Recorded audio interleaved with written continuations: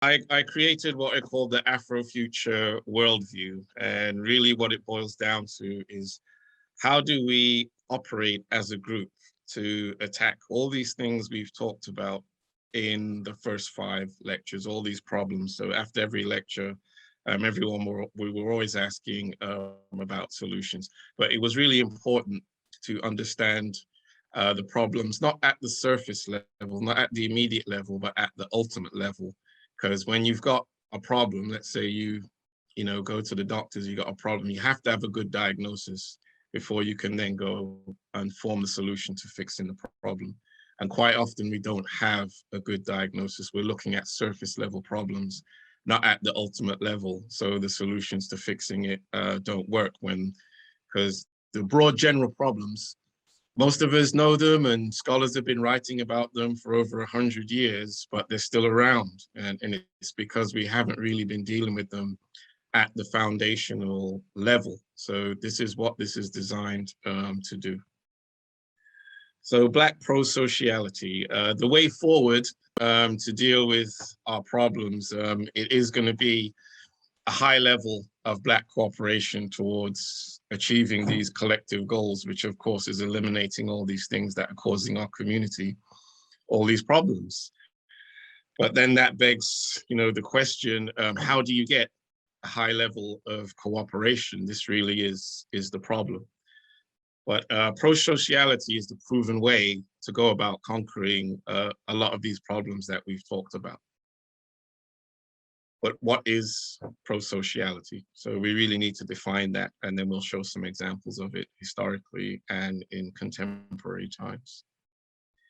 So prosociality is really, how do you support your own group, getting along with, supporting, cooperating. When you have this way of everyone working for the team, it allows the tribe to thrive in diverse ways and really helps them attack the problems that they have or become more successful.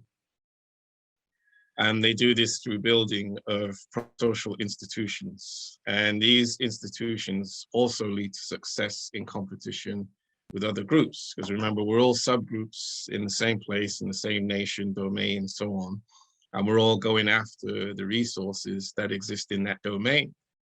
Now, if some groups are operating at a higher level in terms of their prosociality towards each other, then they do better. They're competing at a much higher level, so they do a better job getting a hold of those resources because they have more harmony, more cooperation, which helps them achieve these goals at a better rate than the other groups they're competing against.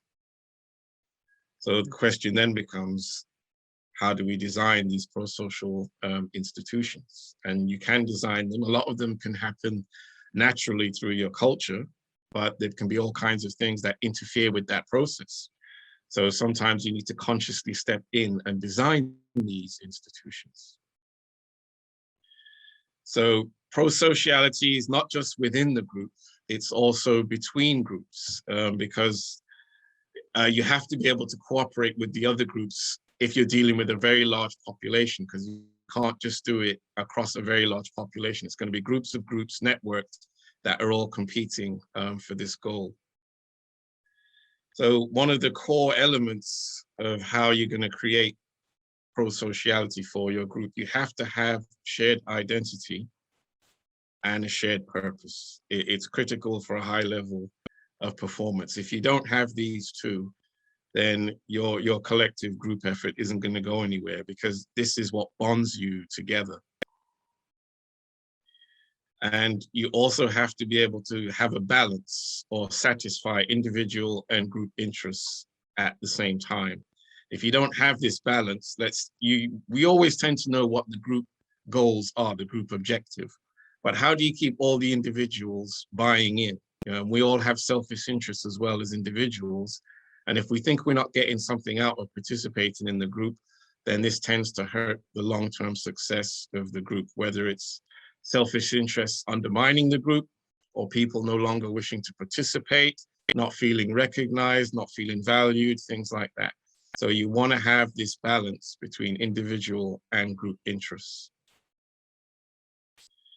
And when you do this, then you get, effective coordination within the group, and then with the other groups that are going to be networked together. So if you build something, let's say in your local area that's successful, other models develop because your successful model then moves on to other areas and you all network together, but this can scale up as high as you want to go.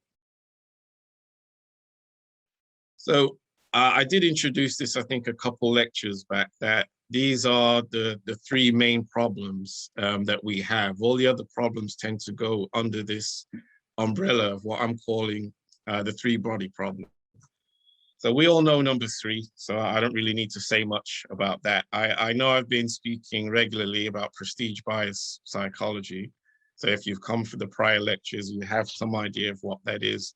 When we pay attention to the high status, the prestige of certain types of individuals or groups or cultures or societies, it then tends to influence us. And for us, it's been working to add layers of bad culture on top of number one, which is historical and has existed for a long time. So we've got a lot of bad culture that we already have, some historical racism, but the prestige bias psychology that all humans have within our population, it's adding new layers of maladaptive culture on top of the bad culture that was already there.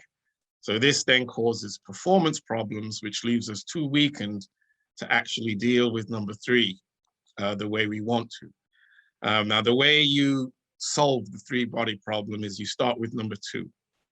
You take a hold of this psychology and you use it positively as opposed to the negative way it's being used against us to create intentional cultural change that is adaptive and positive and good. And you can also use that to now start breaking down number one, the anti-Blackness culture. So when you've got a hold of number two, you're breaking down number one, you're now in a much more powerful position because you've raised the level of performance of your group to be able to deal with number three and reduce some of the damaging effects of number three. So our first historical example is Black Wall Street. I'm sure many of you already know about Black Wall Street, but I'll take 30 seconds to kind of introduce it. Black Wall Street was the first, let's say, 50 years of the 20th century. You had areas in America where Black Americans got together in several different places. Some people think it's just one, but it wasn't. There was Virginia, North Carolina, and Oklahoma, and so on. I think the most famous one was Greenwood in Tulsa, Oklahoma. So this is a very good example of Black prosociality in the midst of overt white supremacy in the form of Jim Crow apartheid. So how did it work? Why did it work? But most importantly, why is it gone? Why did it decline if it was actually so successful for so long a period of time? So this is from the book Black Wall Street, From Riot to Renaissance in Tulsa's historic Greenwood district. The author, Hannibal Johnson, he showed evidence that Black entrepreneurs had this idea, vision, to create something for Black people by Black people, because they believed that Blacks had a better chance of economic success if they pooled their resources. And again, this is to deal with the damaging effects of Jim Crow apartheid. Now, if you recall, one of the design features I spoke about, shared identity, shared intent, shared purpose, you see it right there in the quotes. Black people and having a better chance at economic success. So there's your tribal identity and there's your shared purpose right there. And they started working together to make that happen. They bought land. They started loaning money to other Black people to open their businesses. They spent their money with each other. They did all these prosocial behavioral patterns that then lifted them into these, created basically a Black middle class. And this is in the middle of Jim Crow apartheid. So it led to all these things we see here, this high level of group cooperation, greater economic production, and then it attracted other people because it's now a successful model. Blacks are thriving in this area. Other Blacks hear about it, move there, and also start being pro-social towards each other. So this, of course, helped with family development, educational attainment, and everything that goes along with improving your standard of living. Again, right in the middle of open white supremacy, just through a high level of pro-social behavior towards each other, they were able to achieve this without appealing to any formal white institutions. They're not asking white people to stop their racism or anything. They just took care of it themselves. However, it wasn't sustained because it was actually not a cultural framework. There wasn't really the right type of design feature for the pro-social behavior to continue. This was actually a response to a threat to the tribe, an existential threat in the form of Jim Crow. So of course, during the 60s, this is when they started to break down Jim Crow apartheid. So now the ecological threat is being removed. So the pro-social behavior pattern then went into decline because of course, a lot of Black people wanted acceptance. They wanted to assimilate. They wanted to move into these other white areas, and they felt, okay, now I can vote. I'm going to be able to do all these things I wasn't doing before, we couldn't do before. We're going to be able to get, what all the white people get. So they thought this type of behavior pattern wasn't needed anymore. The threat was being removed. Of course, they were wrong, but they didn't know that, and they were really, looking forward to being accepted and treated like full human beings and not second-class citizens. But this caused, the pro-social behavior to decline and the selfish behavior to increase, unraveling the effectiveness of the group. So now what they had achieved for the first 50 years, all of that was gone. So this is a very good example of what Black pro-sociality can do. It reduced the effects of racial inequality without any effort to reduce racist behavior in white people. And this is our number 1 and 2 of the 3-body problem, can reduce the effects of number 3, because they were able to build this Black middle class and all the positive outcomes they got as a result of that, just through their own agency as a group with this high level of positive pro-social behavior towards each other. So this is a slide we've seen before. So this is the cultural construct we already exist within, and all these preferences tend to work against us. So this is how, when we assimilate into this society fully, you end up kind of at the back of the line, because this causes disadvantages because of the negative qualities they attach to our skin color, our African phenotype. So it causes the problems we see with regard to prejudgment and discrimination. So it's not possible to fully assimilate into Western culture when these values exist in that culture at the same time.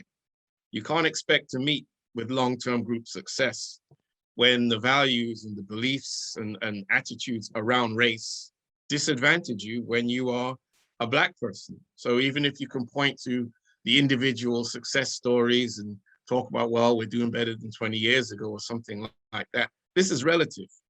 When we are constantly talking about racial inequalities, there are several different factors that play a role, but this right here, this is definitely one of those strong factors. So when you fully assimilate into that, as we talked about in earlier lectures, this affects our performance because we are internalizing these negative qualities that are attached to our appearance with regard to the values in this culture. And as I showed with all the research in prior lectures, this hurts our performance as a group. So I don't care how many Oprah Winfreys you want to point to, we are overrepresented in some of these negative areas of society. Part of that is based on our performance from the internalization of these negative perceptions of Black people. So being at the bottom of the racial hierarchy is always going to produce a negative emotional response from us, because humans always compare themselves to others. And when we see we're at the bottom of these inequalities, and we know that part of it is discrimination or us internalizing negative stereotypes of our race, then it's just going to cause performance problems one way or another. And we're not going to be happy with being at the bottom of these racial inequalities, because humans are designed to reject inequalities. Now, why did evolution design us to resist inequality? Inequality represents a fitness differential, and I'm sure most of you don't know what that means, but fitness differentials mean an unequal ability for, quality of life, health, survival, reproduction. You're always not doing as well to the others around you. So you're going to want to reduce those gaps between you, because evolution is about competition. If you're not as healthy, if you can't survive as well, if your children aren't doing as well, this is basically you're not putting your genes into the next generation at anywhere near the rate others around you are. This is what inequality and fitness differentials do. So an example would be, we've talked about, let's say, the way Black women or Black pregnant women are dealt with in the healthcare system. How they're dealing with problems and how they're handled around pregnancies, mortality rate, child mortality, and death, from all these. That's a fitness differential.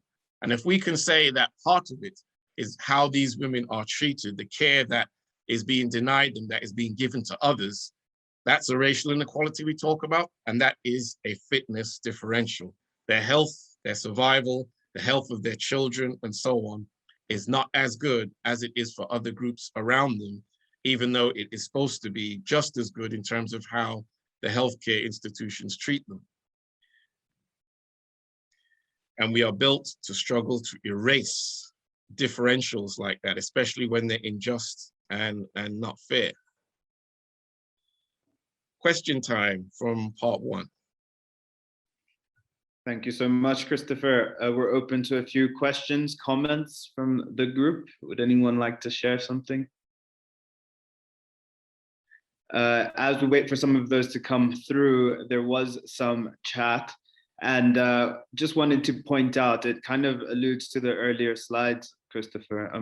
Okay. We are wondering about the shared identity, what you imagine it should be, or what it should be, and also this idea that there's a very diverse group of people when we refer to Africans. We all have different heritage and backgrounds, and there's a lot of fragmentation in the continent as well. So how do we go about uniting them? And do you think it might be an easier question when we talk about America, for example, where it's, Black people are one band, they all come together, or how do you see that? Well, it's an excellent question, and it will be handled probably differently in the diaspora as opposed to on the African continent. But if we're talking about on the continent, and you have these thousands of different ethnicities, you still have the shared identity and intent that will be shared by the ethnicity. Now you want to approach how to get other ethnicities to cooperate towards a shared goal. And there are absolutely, methods and ways of doing that. And it's not done morally or ethically. It's done with what are the goals that we can't achieve by ourselves as a group, but let's say as a group of groups that we can achieve. So when people talk about, economically connecting Africa up, that's going to benefit everyone in Africa, or every nation, or even every ethnicity. So you have to have a detailed plan to show, here are the benefits we can both, or, however many groups you want to work together. You show the benefits you're all going to get, that we can't do it by ourselves, but let's say as a group of 5, we can all enjoy these social, political, and economic benefits if we work together. So it's like a superordinate goal. So once you show that you can achieve this goal, but you have to cooperate as a group to get it, we are actually well designed to cooperate that way, even if we don't like each other too much. I mean, if I'm going to get money, and Nigel's going to get money, and Mark's going to get money, even though we don't like each other, but hey, I'm going to get $1 million, Nigel will work with me if we're both going to get $1 million out of this. So you have to identify these goals that we have to cooperate together to achieve. And then you have to build other design features that we'll see later in the lecture in how to get those groups to cooperate the right way. But you do need to have that reward at the end of the journey to get people to want to cooperate to do so when they have different identities. But those identities will be broken up into different groups. So what you have is a network of groups working together. I hope that handled that question. Yeah, I mean, that went straight to what I wanted to ask about aggregating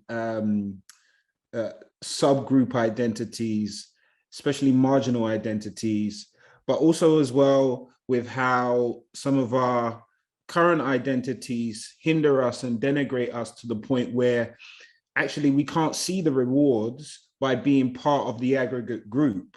So I want to know more about, more than just economic rewards, what are the other rewards that people would naturally in their propensity seek to receive from being in the in-group, in the aggregate group?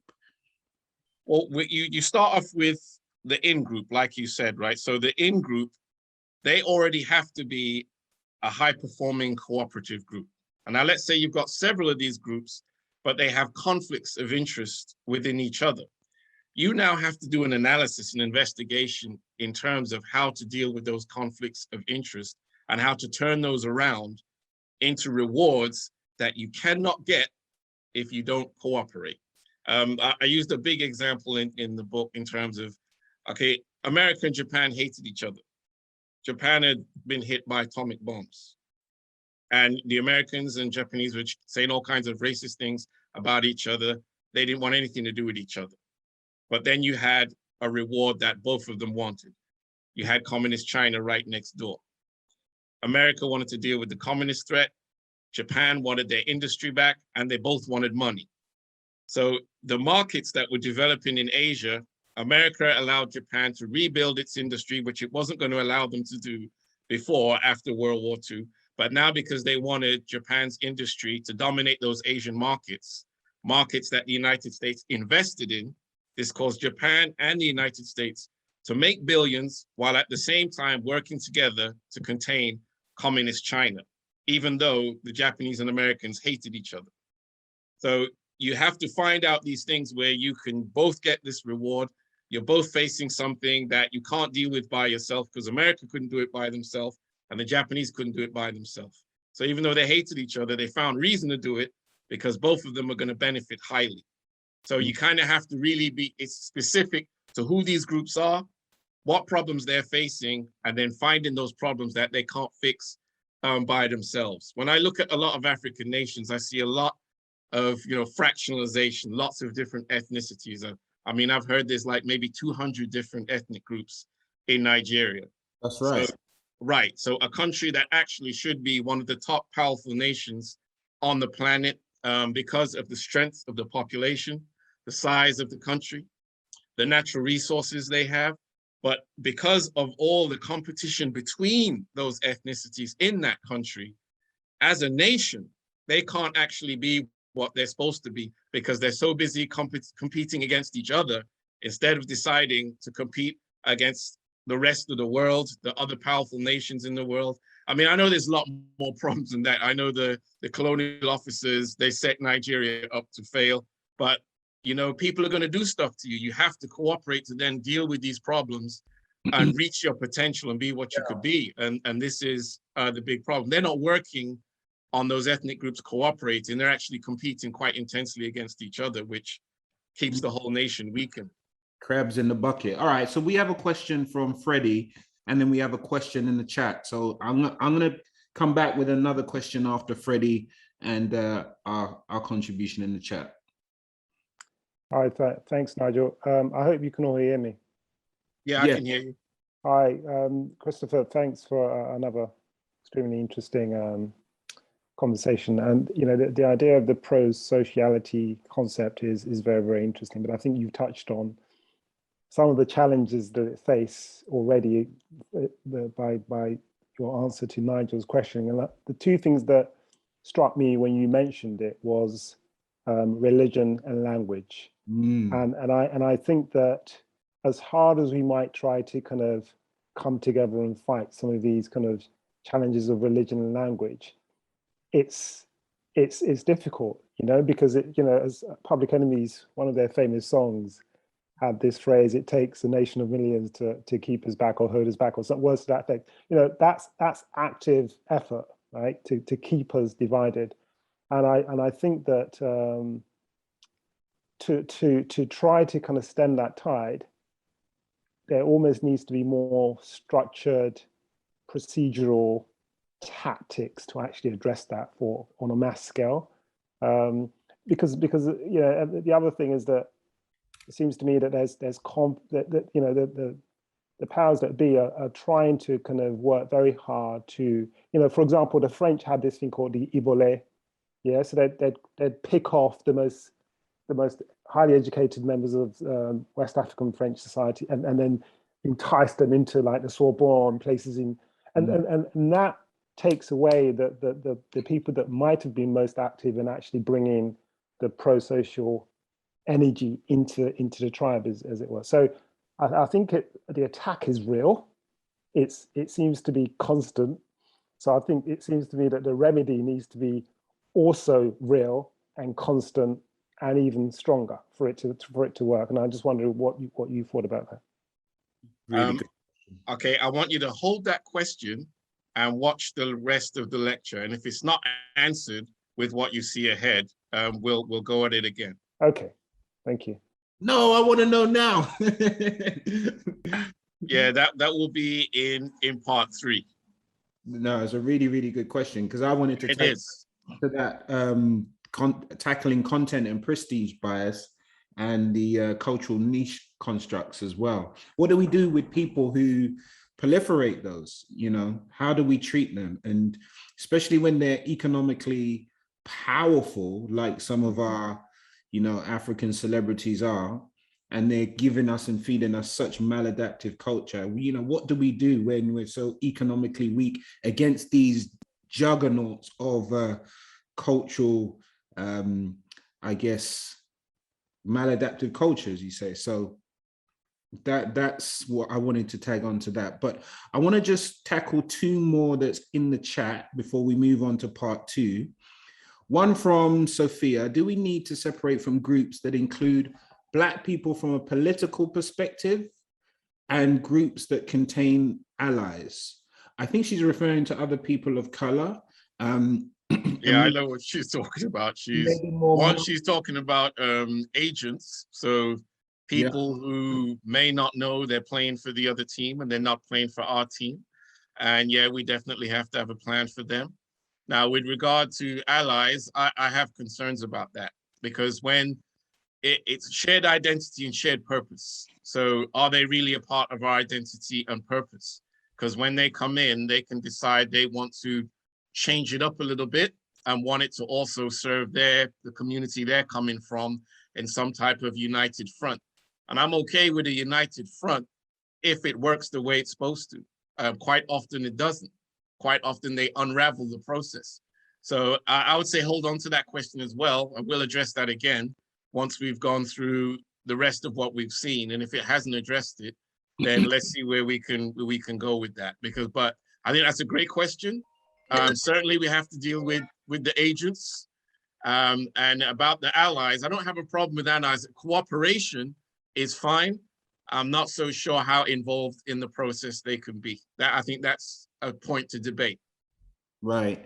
Okay, so we're going to have the last word, give the last word to Emma, who says, how do we build a share? So back to the identity question among the diaspora. I've witnessed some extremely ugly exchanges with regards to so-called diaspora wars.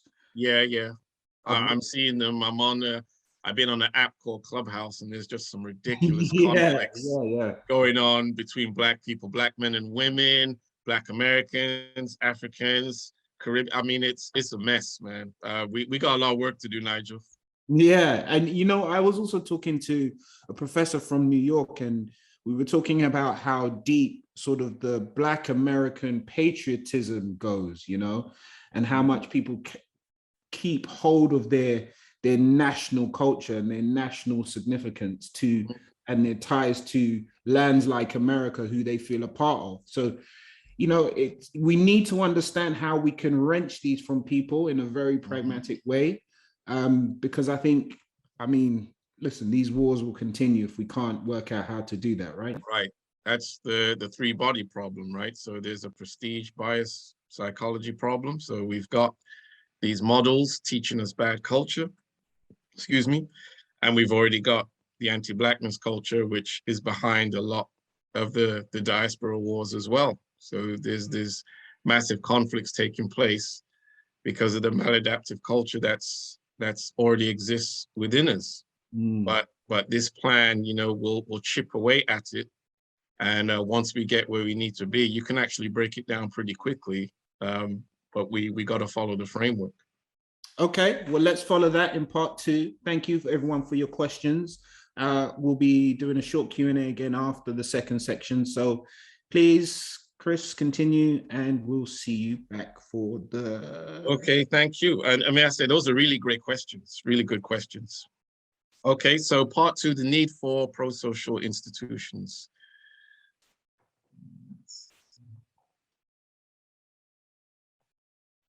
So I think we've all, you know, heard this message about, you know, buy from Black-owned businesses, how this can help deal with a lot of our problems. It wouldn't surprise me if you've heard of some or even all 3 of these books. Powernomics seems to be the one that's most well known, you know, published a few decades ago by Dr. Claude Anderson. So really it's about what we're talking about here, how we can use economic pro-sociality to empower ourselves. And it's mainly by buying from Black-owned businesses, just pooling our economic resources, basically what we did during Black Wall Street to now do it again. Now, the Black Tax came out maybe 2018. And this guy, Sean Rochester, he actually read my book and contacted me and started talking to me about how, you know, to get this message out, because he, from reading my book now, he understood why, even though we've understood this, you know, for the longest time, you know, for 100 years, why haven't we actually been following it when so many scholars have basically laid out from A to Z how we should do this and practice, you know, economic support of our own communities. So even though it would be excellent to do it and everyone's put the plans of how to do it there, we're not doing it. So this is why we need to do it. Obviously, the discrimination we face in employment, economic pro-sociality would knock this out. We wouldn't have to worry about how we're less likely to be hired, even though everything is equal on the CV, except once they see that Black name, 50% less likely to receive the callback or job offer. When there's an economic downturn, or, you know, we saw what happened with COVID here. So this is a slide I think I showed either in the last lecture or the one before, but you'll see the COVID unemployment rate for young people, so 16 to 24-year-olds, for white people, 13%. But look at where Black people are, 35%. So we're hit 3 times as hard. So if we're practicing a high level of economic Black pro-sociality, this is our plan to deal with how we get hit 3 times harder when the economic hard times hit and create, you know, joblessness for our young people. And you see, it doesn't even hit Asians as hard as it hits us, because the Asians are down there at 24%, we're at 35%. And it's always like this. So this is in the UK here. And when you look at the numbers in the United States, it's similar. So if we don't have a plan for that, we're just always at the mercy of whenever these hard times hit, knowing we're going to get hit 3 times as hard. And all we can do is talk to politicians and ask for this and ask for that. But you never get it, because this pattern is quite consistent. And if this is how they feel about you, again, this is going to play a role in the valued areas in society where you want to be treated equally. But if this is what's in their mind about you, then again, there's going to be that inequality. These thoughts about Black people will play a role in the institutional inequalities that we face. So economic Black pro-sociality, it needs pro-social support to be successful. We all know the message, but in that book, The Black Tax by Sean Rochester, he showed that African Americans have $1.4 trillion spending power, and that they spend 98% of that money with white-owned businesses. So this is how they're working against their own interests. If they take that money and, when possible, spend it in their own communities with their own businesses, 1.4 trillion will go a very, very long way. But that type of behavior change needs institutional support, and they don't have it. A book can't do it. You need a structural support system to be able to do that. And that will be the same issue right here, because we do Black Pound Day here, but we're going to need institutional support for it to really take off the way it needs to. This needs to be a way of life. It can't be something we did because of George Floyd, or even once a month, or something when we advertise over Instagram and social media. This needs to be a way of life. And now we're going to look at another example of another ethnic group where this is a way of life. So the Chaldea are an ethnic group that migrated out of northern Iraq, and a lot of them now live in Detroit. They've been migrating there for 100 years. And they practice a very high level of prosociality towards themselves. So if you don't know the story of Detroit, this was like the home of United States automaking industry, but the bottom fell out of it, you know, during the last quarter of the 20th century. This is why you see those abandoned buildings and, you know, symbols of poverty and so forth. So economically, they've really been suffering over the past several decades, but the Chaldea have not been suffering because they practice a high level of prosociality towards their identity and their people. So they attach great importance and value to their homeland, their culture, identity, traditions, all of that. They stress family over the individual and offer classes in their native language, which is Aramaic. So they don't just allow the dominant culture to train their children. They provide structural support that their cultural traditions are maintained in the succeeding generations to preserve identity. They encourage their children to marry within the community as they did in Iraq. And of course, some people are always going to marry out, but they have a very high rate of intermarriage amongst their ethnic group. They dominate the small grocery shop business, and a lot of these businesses are in Black communities. So they're making a lot of money off the African-American community. They run them as like extended family businesses, and then other businesses have developed that service the grocery shop domination they have. So when they need supplies, when they need servicing, when they need remodeling, anything that the grocery shop network needs, there are other Chaldean businesses now that now service those businesses. And of course, when they want something to eat, they go to their own stores. They only hire their own people for the most part, including their youth. So when their youth hit 15, 16, 17, they just walk into a job. They do not reinvest into the Black community. This has caused some conflict over there. But look, I don't blame them. The Black communities should be going to their own Black-owned businesses and investing in themselves and not begging another ethnic group to invest in themselves. The Chaldeans are taking care of themselves. We should be taking care of ourselves. And when new immigrants from the Chaldean community in northern Iraq, as they walk off the plane, there are jobs waiting for them. Their business network is waiting right there. Give them a job stocking shelves or working in a petrol station or in a chemist or something like that. Right away, they got work waiting for the immigrants that are part of their ethnic group that show up. And so they've branched out into all these other businesses, petrol stations, collision shops, all of this stuff. They all go and serve these businesses with their patronage. And then the second and third generations are now moving into the higher level type careers. So law, education, doctors, dentistry. And when they need any of those, they find a Chaldean accountant, a Chaldean lawyer, so on and so forth. So they preferentially use all of these services from their own people.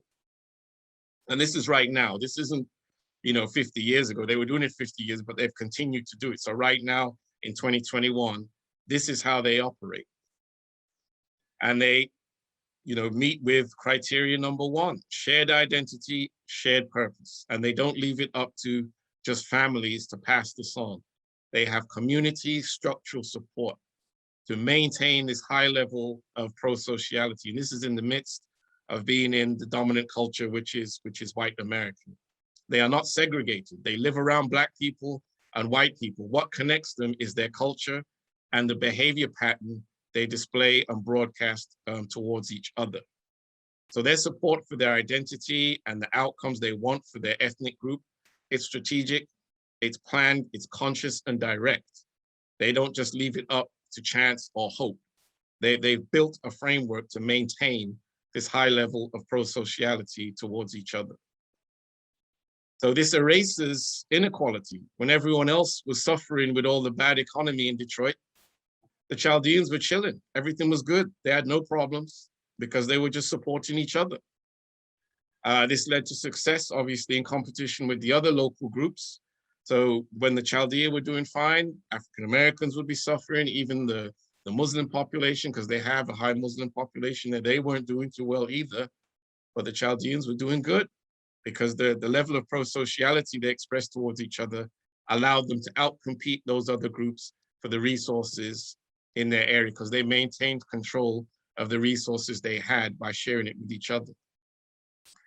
So they have autonomous control over the well-being of their tribe without having to beg any state institution for anything. So they have a high level of group cohesion. So this starts with these two right here: social cohesion and task cohesion. The quality of the relationships within the group is managed, and then the level of commitment to the shared purpose is ingrained. And you put those two together and you've got a high-performing cooperative tribe. So some smaller examples of our prosociality. This is right here in England, you know, when the Windrush generation came here and they started experiencing all the racism in education that Black children were dealing with. So they started the supplementary schools and Saturday schools to deal with the problem of racism that we were facing in the school system. Now, some of these schools are still around, but it's not to the extent that it used to be years ago, which I would say is a failure on our part. So this is the evidence of what, you know, our children are facing in the school system. We looked at this in prior lectures. So we know that Black Caribbean and Black African pupils are being underassessed compared to white pupils and Indian and Chinese mixed who are overassessed. And we know this because when they actually take the national exams, the Black children always outperform their assessment, whereas the white pupils and Indian pupils actually underperform based on how they were assessed. So we've seen that they're marking our children down. They're put in low ability groups when they don't belong there, like 2 or 3 times at the rate that they do for other children. So this would again support why we needed the supplementary schools and the Saturday schools, along with obviously the bad racial image that we need to attack. And the supplementary schools, the Saturday schools, give you the ability to do that. And I know because I used to teach a Saturday school class.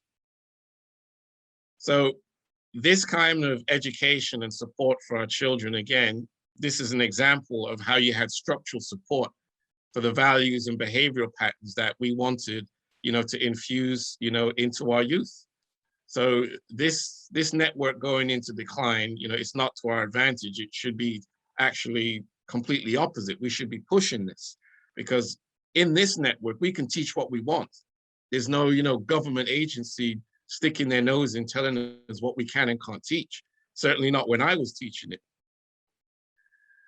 These are 2 examples of, you know, people who attended Saturday school. So Andre Skeppel, he's an IT businessman who's created information technology to assist the education of children with neurodivergent mental states, you know. And Akala, I think you all know him, the rapper and public speaker, you know, he's written books and things about Black issues and so forth.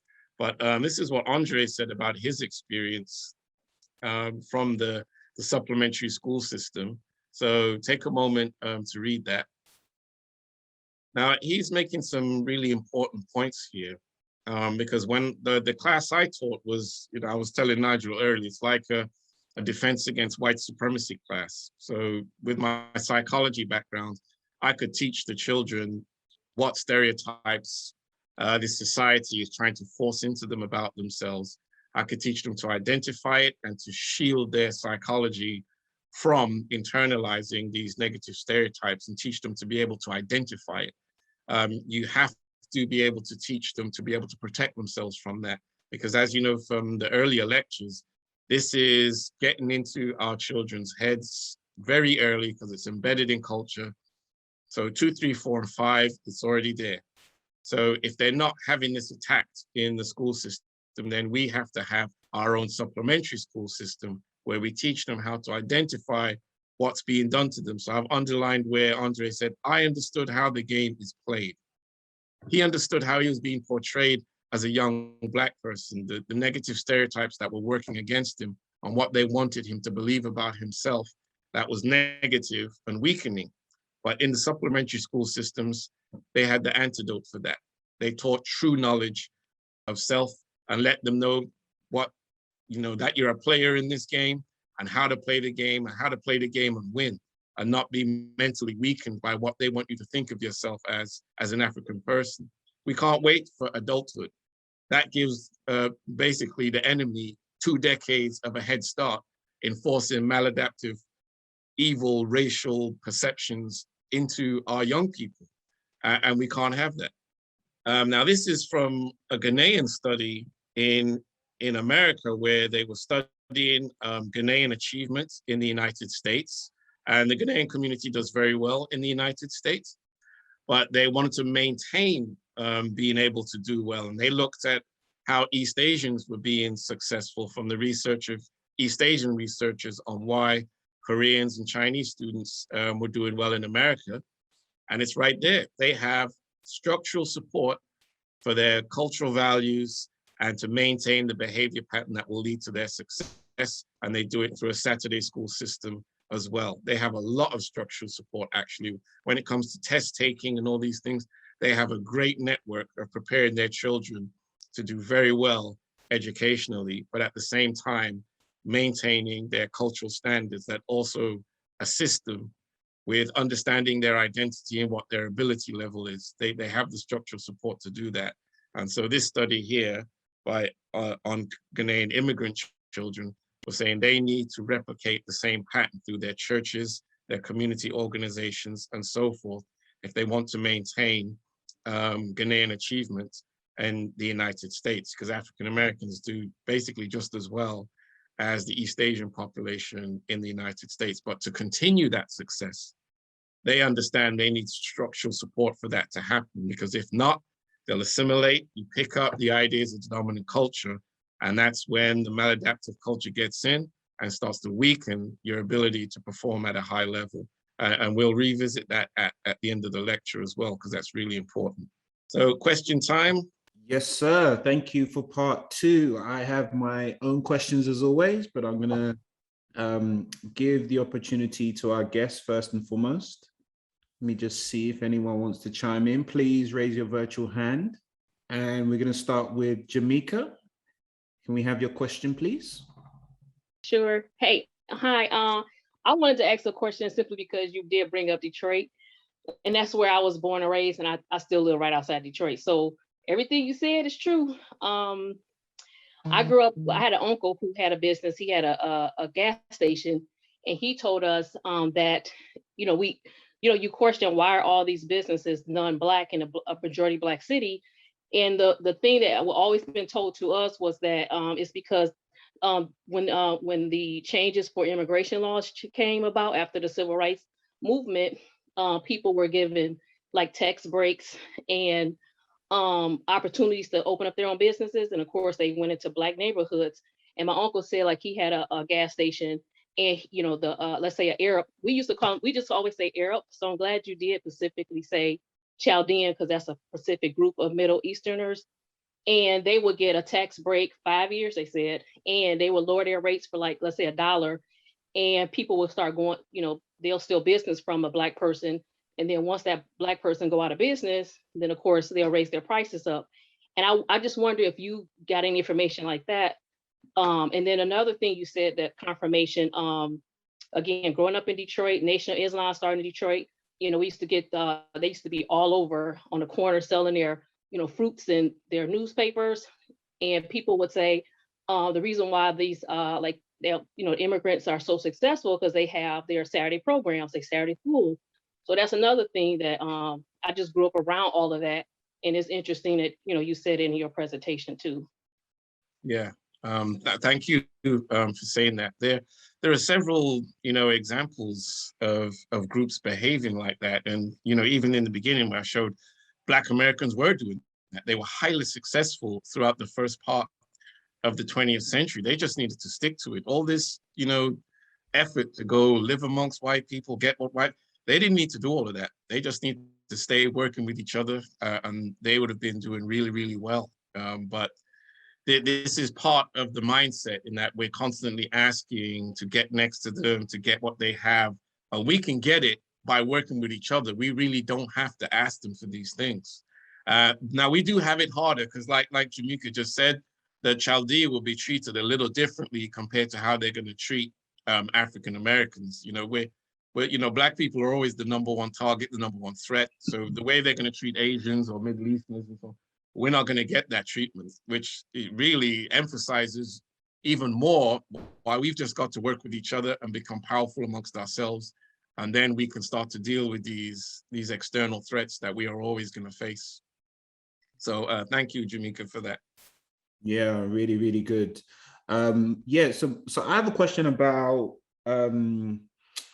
demographics and population density, and how much of this is down to how many of your group you have in any one geographical location. So I grew up in a place called Luton, and Luton is it's like a donut actually. So you have the middle section, which is predominantly Asian Pakistani community, and actually they built their own colony, right? So they all trade and exchange from each other inside this square mile colony, right? While all the other groups live on the outside of that. But in London and in certain parts of the diaspora, you don't have that. You don't have the majority to actually have enough consumption to put into the businesses and build up the businesses. And I also have a question about supply chains as well. So, like what happens in the hair and beauty market, where they block the supply chains and they don't allow Black businesses to have the same credit lines and the same buying power from manufacturers that they can get as a collective. So how do we break that? And how much of this is down just demography? Your point about demography is good. If you have like a small presence in an area, then it makes it difficult to have that collective response to deal with the issues and problems you have there. And they may be able to deal with some of their issues on a small level, but if there isn't really a strong presence, you may need some help. So let's say if you're connected to an area that actually does have a strong Black presence, you're networked, they may now be able to offer some support to a Black collective in a smaller, area, a smaller presence. So you have to build the network, and the stronger areas of the network need to be able to support the smaller, less supported areas, in that network. So with your example, you don't want to do it just by yourself. So when we go through this section now, you're going to see where you start off small, but you're not alone. What you want to do is build a network, and that network is supposed to work with each other. Even though each node in the network is self-governing, they will all be working together regionally and nationally and so forth. So the smaller, weaker areas will get help from the more powerful areas once the network is up and running, if this is something we actually choose to take. And you do see other ethnic groups doing this. I mean, Jews, they're not on an island, they help each other out wherever they are. They are networked up. I mean, they help each other internationally, so once you get your connection up and running, the weaker areas have to help the stronger areas. Funny you mentioned Jews. I mean, if you go to Stamford Hill, that's what I class as another colony, right? So right. They make sure they live together. That's the point I'm making. And I don't necessarily think that all of us do. And cooperation and reward is a big issue, because I know from building this business how hard it is to get cooperation, especially economic cooperation, and get people to buy into the vision of what you're trying to build. But any more before we move on to part 3? Would love to hear from some people we haven't heard from so far. Maybe after part three, they might have a bit more questions because we get into some nuts and bolts now of how we have to actually construct these groups. Yeah, and you did mention intermarry. I did catch that. So okay, yeah. I know there's a non-aggressive way of getting your group to have a higher level of intermarriage. I think I mentioned it before. It's about the culture and the standards that you infuse from early on. So you're never at the point where you're saying, hey, you need to go marry this person or that person. You don't mess with the individual freedom. But when you really have that strong identification with your culture and your standards, then it tends to be something you will naturally do. So you don't have to boss it. You don't have to enforce it. It's basically just teaching a love of your identity and the standards within it. And then to a high level, you're going to choose, what's within your own group, But therefore, are you saying that the people who don't are culturally bankrupt or inept in some way? No, you're always going to get variation. So once you put 2 or 3 groups together, some of the men and women in that group are going to want to choose people from the other group. That's always happens. As far as you can go back in recorded history, once you got a couple of different groups living close to each other, unless you got, a really powerful, strong cultural barrier that really punishes, intermarriage, then intermarriage would happen with the males and with the females, but it wouldn't tend to be at some very, very high degree. And it's really the level is what you kind of want to control. If 4, 5, 8, 10% want to intermarry, I don't think that's a big threat. But when you're looking at numbers like 45, 55%, then you're facing basically the deconstruction of that group because it's going to melt away. Yeah, funny you mentioned cultural barriers. One of my cousins married a Jewish woman. He's Jamaican, and the backlash was fierce. Oh my gosh! Yeah, it was bad. Well, look right here where you have the honor killings and things when some of these Muslim groups, if the man or I think it's usually the young woman, if she marries out, it's considered dishonorable by the family, and sometimes they may hurt or kill the girl. Yeah. Okay, so if there's no more questions, then we'll move swiftly on to part 3. Thank you for the people who did chime in. And Chris, back to you, sir. Okay, thank you. Excellent questions again. And thanks again, Jamaica, for that support, because I didn't know if people would be aware of the Chaldea, so that reinforcement was really good.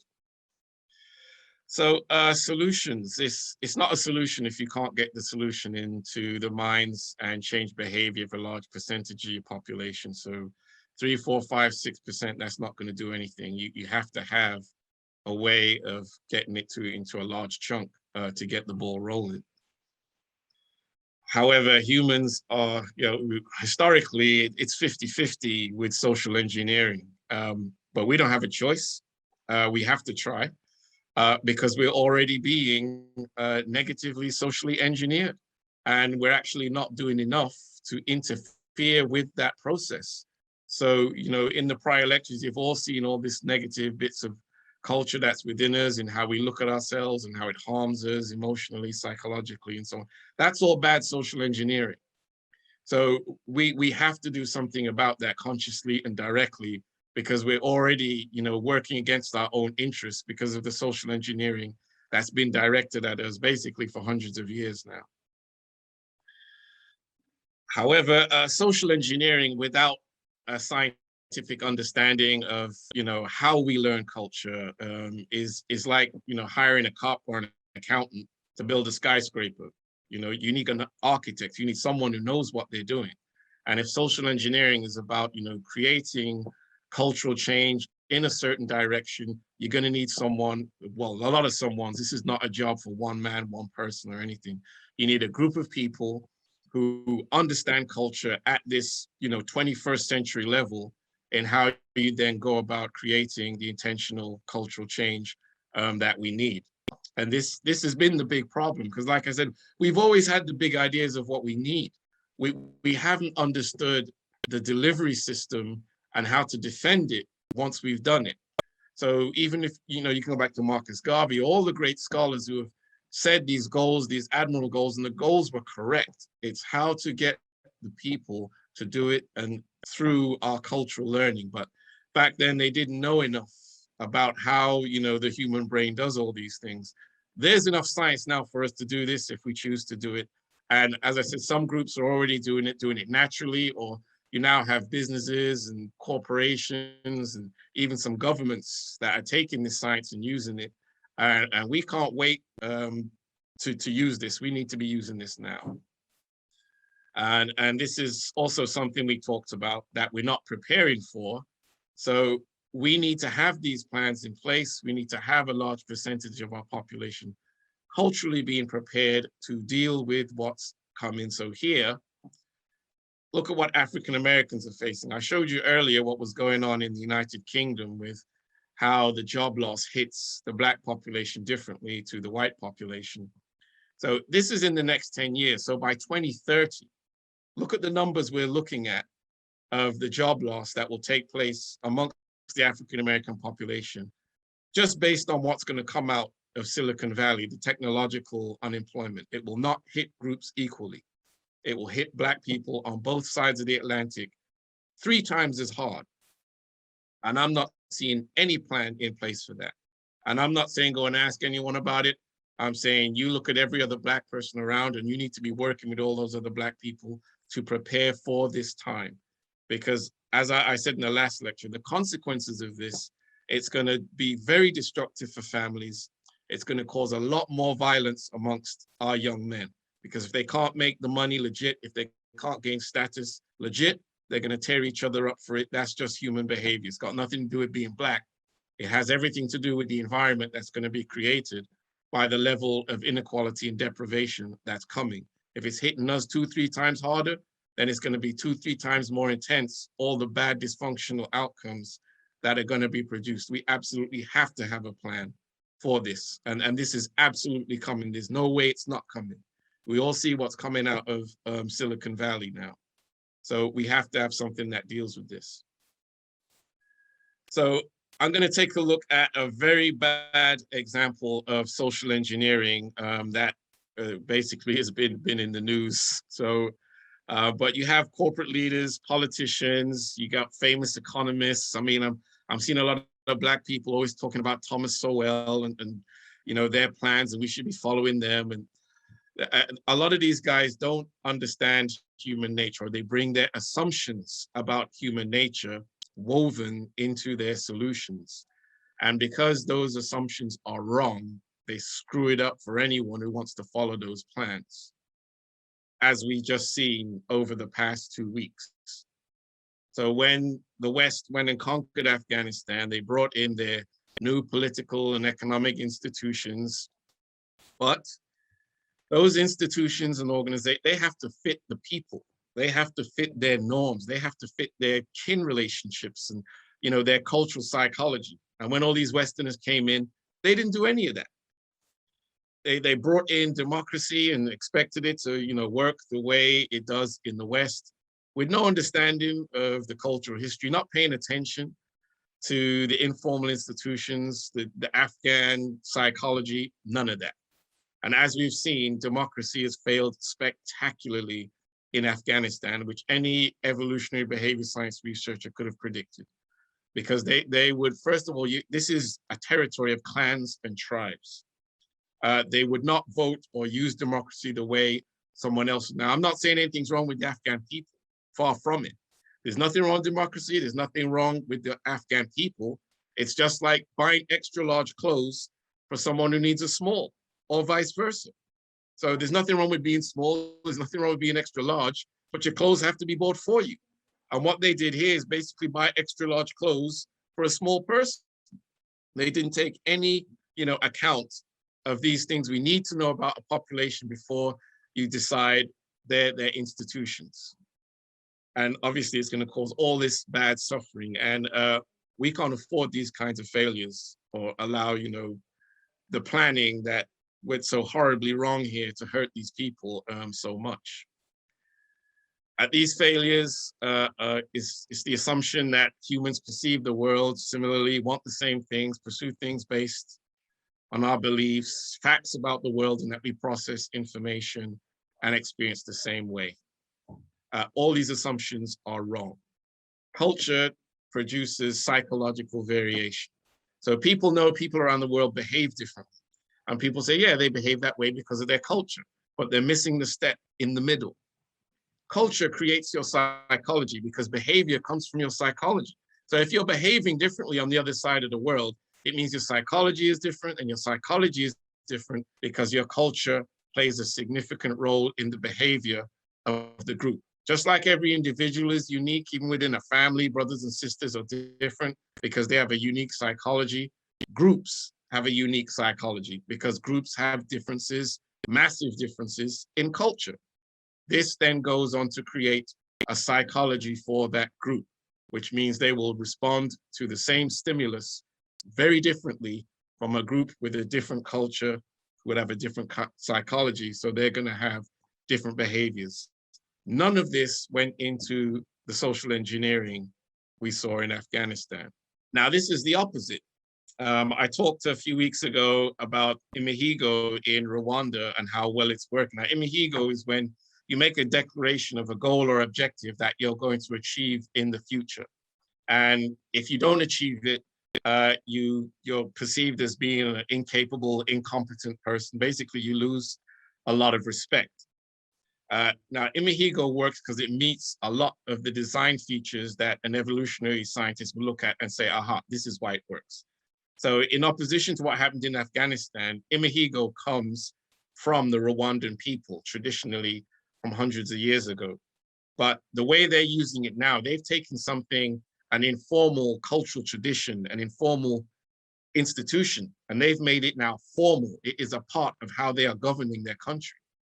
But it satisfies the individual because when you achieve that goal, you get great respect and prestige. But it also achieves goals for the tribe, because if I'm the mayor of the city, and now my job is, the Imihigo I've declared is to improve various sectors of my city.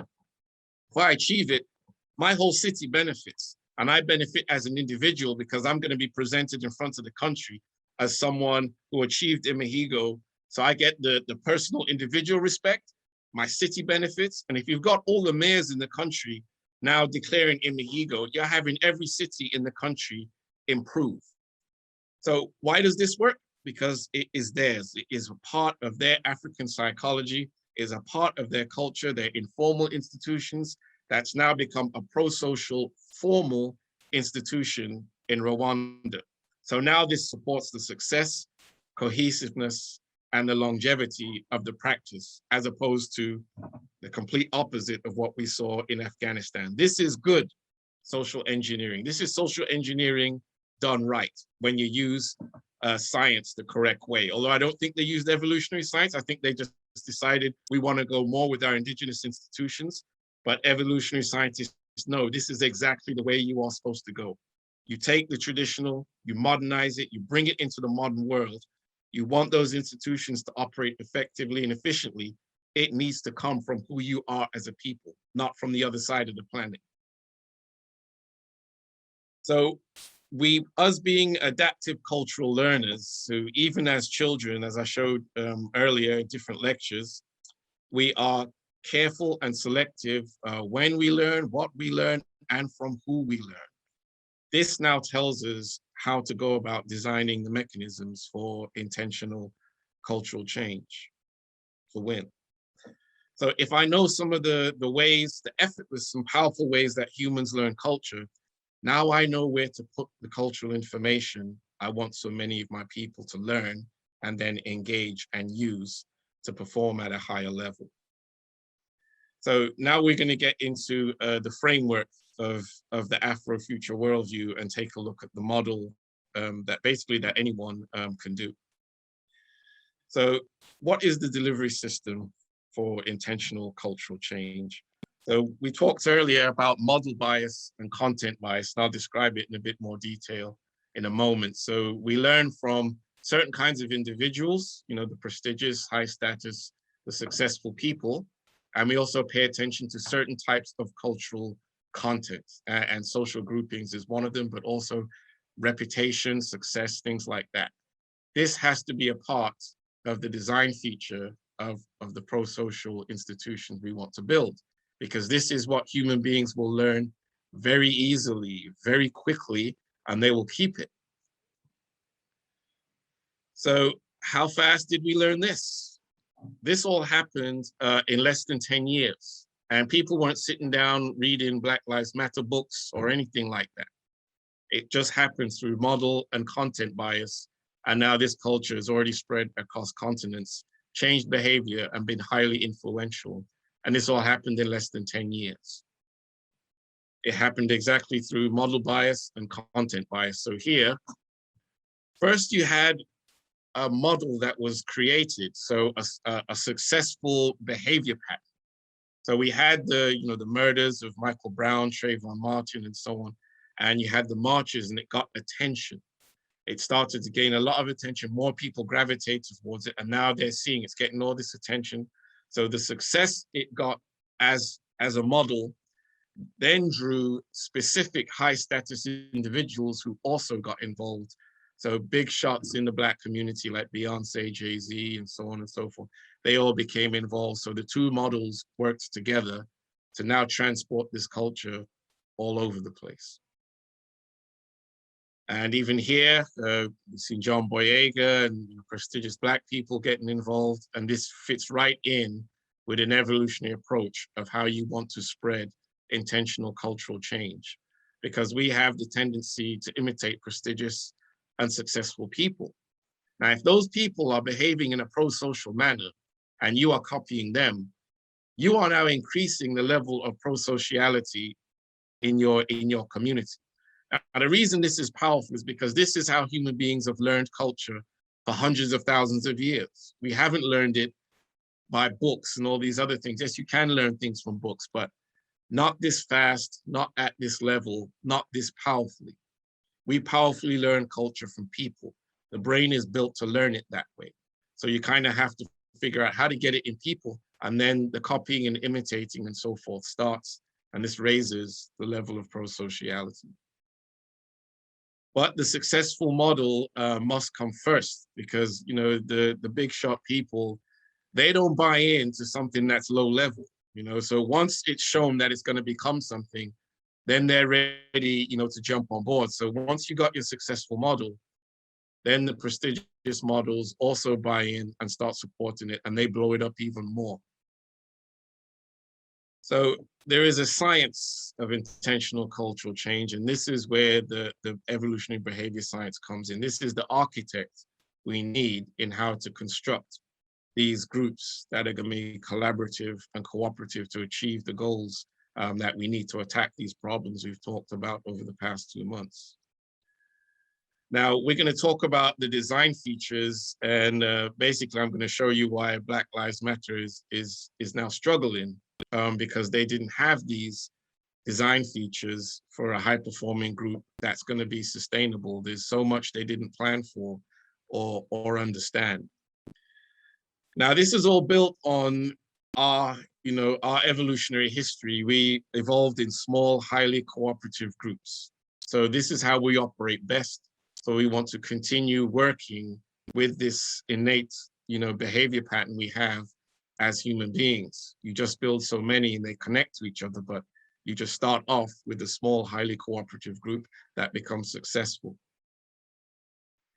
So for you yourself, if you wanted to do this, you first to start off with, what do you want to fix or improve for the Black community where you live? What are the problems that you and some other like-minded Black individuals in your community can identify that you want to attack? So from there, you and this small group that you've gotten together, you become an autonomous collective action group. You address these needs that you've identified in the community, but you keep it local. You don't have to focus on anything going on anywhere else. Right your local area, the other like-minded Black individuals in your community, you deal with it. You're not going to have any outside regulators, no matter how successful you are. So you start off with what we've already talked about, a shared identity and shared objectives. If you don't have that, your group's going to unravel. And we already seen this with Black Lives Matter, but certainly number 2, we are definitely seeing this with Black Lives Matter now, because there's all kinds of conflict about the money that's been given to them, what they've done with it. We're seeing stories about people buying property and $1 million homes and houses and this and that. And this is allowing outsiders to undermine and attack the group. And then you have conflict within the group because some of them do believe that the money that's been granted and contributed to them is not being distributed equally to achieve the aims of the group. So it's now undermining how the group operates. And if I recall correctly, one of the top members of the group that was being investigated and questioned about all the money quit the group. So you have to have fair and inclusive decision making, which is also something they didn't have, because if they did, then number 2 wouldn't happen. But everyone needs to have input and feel like they have a voice in this small group that you create. Because if not, you're not going to have a boss. It doesn't work that way. It works much more like, the way it did in a lot of African traditional societies, where you have, a council of elders who meet under a tree and they talk, everyone gets to speak, you come to a consensus, and then you take action. You can't have someone bossing it, because that's going to unravel the group as well. So it's much more about working together that way. Number 4, you're going to have to monitor agreed upon behaviors. So if you've got these goals, and maybe you've dished out some of the goals to certain individuals or members of the group, you're going to have to monitor the progress towards meeting those goals, to assess and evaluate it, regularly, so that those goals actually are achieved, or they may need more support. But you do have to monitor them to make sure you're on your way to achieving that. The group is actually efficient in doing that. Now you're going to have to, you want to reward helpful, you want to praise helpful behavior, and you also want to attack unhelpful behaviors, as in selfish behaviors that undermine the ability of the group to cooperate and to achieve its goals. And toward that end, let's say unhelpful behaviors are happening. This is when you go to number 6. You have to have it from the beginning, an agreed upon quick and fair conflict resolution. You got a small cooperative group, but it doesn't mean that there isn't going to be conflict. There's always conflict, because humans are always in between their own selfish interests as an individual, and then being a member of the group, being an accepted member of the group, being someone who participates in helping the group achieve its goals, but you're still going to have your own selfish desires as well. So when those conflicts come up, you have to have quick and fair resolution of those conflicts. Now, number 7, you have to have the authority to self-govern. So I'm here in Leytonstone, and I don't want Nigel up in Hertfordshire telling me what to do in Leytonstone, because he's not here. Me and the group of people I work with in Leytonstone, we know the problems better than anyone else outside of the group. So we can't have you like restricting or telling us what to do or anything like that, because this also causes a lot of problems, because Nigel's up in Hertfordshire, or someone else may be in Croydon or Manchester, and because that's where the center of the network is, they may want to dictate, well, you need to do that. No, we don't have that. So right from the beginning, your small collaborative group in your local area, you have authority to self-govern. And when the network grows, you always maintain that rule, the authority to self-govern, where you are. You deal with the problems in your community, you and the others in that community. There is no outside regulators of the governing that takes place there. And here we have collaborative relations with other groups. Now, 1 through 7 also play a role now in how you collaborate with the other groups that will grow once your model is successful. 1 through 7 have to be used in how you interact and network with the other groups. And this then maintains the stability of within the group, and then the network of groups you're going to grow. Now, this is all from evolutionary behavior science, and I added my own feature. So if you've seen the prior lectures, you understand that humans are a status-oriented creature, hierarchical, and there's always competition between groups. And if you've got people at the bottom of the hierarchy who are being monitored, let's say we put all this into play and we start now improving. People above us, other groups are going to notice that, and they get sensitive. They want us to remain where we are, because changing our position then changes how they feel about themselves. They're not winning anymore, or they're not ahead of us. We may be up to them, or they may be behind them. So right from the beginning, you have to have a strategy for what those you are in competition with are doing in response to what you're doing. Number 9 is also something Black Lives Matter didn't plan for. They should have known from day one they're going to be attacked. They should have already had strategies and tactics going through the variables of how they're going to be attacked and already have those plans in place of how they're going to deal with that. And one of the things they did is they diversified into all these different things they want to deal with. So family and political ideology and all this stuff, as opposed to staying focused on racism and police brutality. Now, this would then start fracturing the group because everyone wouldn't now be buying in to all the other things they want to attack, which is going to weaken the group. And then also outside people who want to attack the group can say, okay, I don't like the fact that they're attacking racism and police brutality, but I can't really attack them openly on that without looking like a racist. So now I'm going to say, well, yeah, they're against, men and women getting married and having a nuclear family, or, they're socialists, they're communists, they're this and that. And they find these different ways to now undermine the group. So this is why they're now facing all of these difficulties and problems, because the design features of the group are not built to deal with the tactics that are now being brought to bear against them and what's happening internally within the group to now undermine it, where you have people who are in it, people who are leaving now because the group isn't operating with the way they thought it would when they first got involved. So the design features of your group are critical to the long-term efficient operation of the group over a sustained period of time. So we don't have time to go through all of these steps deeply, that would take hours and hours, but we can take a look at a few of them before we stop for another question and answer session. So the quick and fair conflict resolution protocols, like I said, we all have individual self-interests, and I'm sure we've been a part of other groups, whether it's at work or, even just a social group in the community or something, where individuals undermine how the group is working. I've been brought in by charities, and I see some of the people in the charities conflicting. Some people want to boss the charity and they're not the boss. You have to have protocols in place that suppress this kind of selfish individual behavior that destroys the ability of the group to do what it's actually supposed to do. And those design features have to be in there from the beginning, because selfish behaviors within groups is inevitable. If you're a human and you build a small group, there's going to be selfish behaviors that come up. And if you don't have a very good way of dealing with it, eventually your group is weakened and can't do what it's designed to do. I think we went over this pretty good about the authority to self-govern.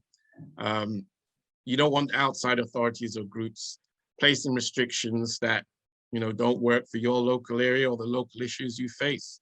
So this is why it is definitely critical to maintain the authority to self-govern.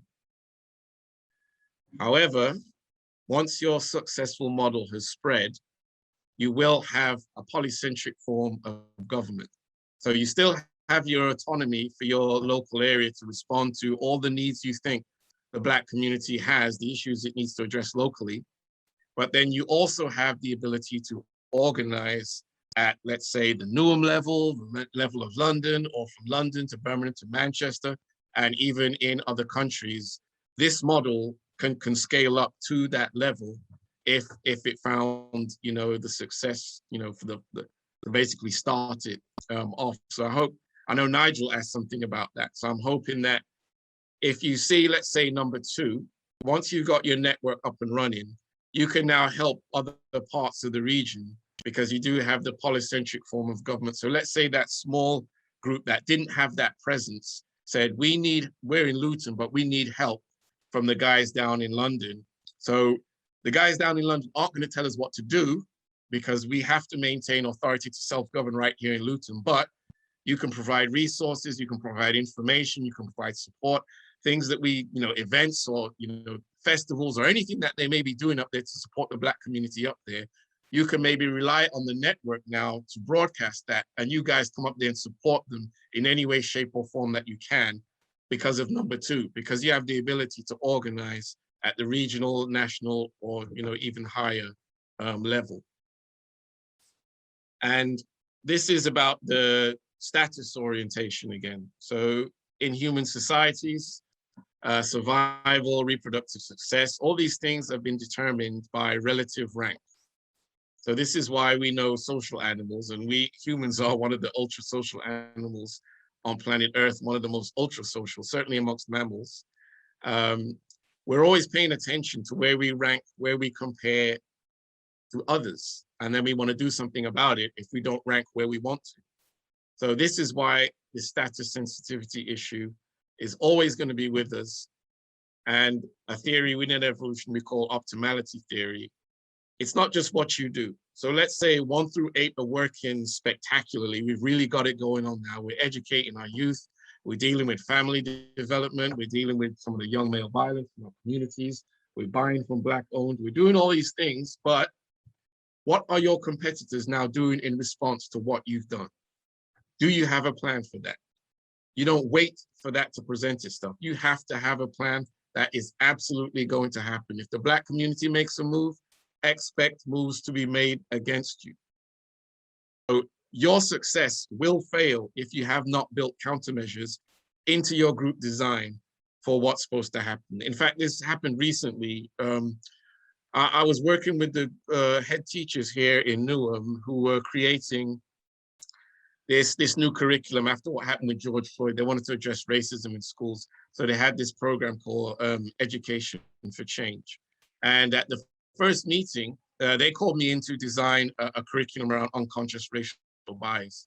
And the white head teachers kind of handed it over to the Asian and Black head teachers because, you know, they were kind of like, well, what do we know about racism? Let's give it to the people who experience racism. Like racism doesn't have something to do with white people, right? That shows you how clueless some of them are. But I asked, you know, several of the head teachers, well, you know, a lot of them are going to be against what you're doing here. They're not going to say it openly, but they're going to find ways to attack you. They're going to come at you sideways. You know, they're going to challenge the framework you've built. They're going to challenge your competence. They're going to challenge how you staff the program and so on.